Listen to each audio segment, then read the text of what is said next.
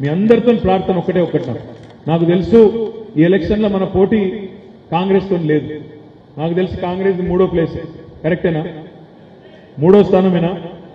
మన పోటీ ఉన్నది బీజేపీతో. మరి బీజేపీ విషయంలో కూడా ఒక 2 విషయాలు దయచేసి మీరు మనసుకి ఎక్కించుకోండి, 10 మందికి చెప్పండి. భారతీయ జనతా పార్టీ నరేంద్ర మోడీ ప్రభుత్వం 2014లో అధికారంలోకి వచ్చింది. 2014లో అధికారంలోకి వచ్చినాడు మోడీ గారు. ఇక్కడ మనం అధికారంలోకి వచ్చినాం తెలంగాణలో, అక్కడ బీజేపీ వచ్చింది ఢిల్లీలో.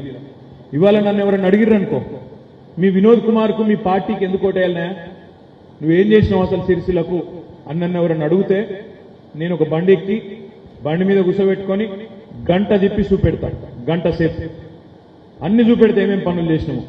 జిల్లాలలో వ్యవసాయ కాలేజ్ నుంచి మొదలు పెడితే మనం పెట్టిన చెట్లు, మనం తెచ్చిన నీళ్లు, గోదావరి నీళ్లు, మనం చేసిన జిల్లా కలెక్టర్ ఆఫీసు, జిల్లా ఎస్పీ ఆఫీసు, మనం తెచ్చిన నర్సింగ్ కాలేజు, అవతల పోతే బ్రహ్మాండమైన బైపాస్ రోడ్డు వెంకటాపూర్ దాకా, దాని మీద మెడికల్ కాలేజు, యువతలకి ఇంజనీరింగ్ కాలేజు, అక్కడికి మళ్ళా ముంగటికి పోతే పెద్ద అపారల్ పార్కు, సిరిసిల్ల నేతన్నల కోసం చేసిన పనులు, రైతుల కోసం చేసిన పనులు, రైతు బంధు,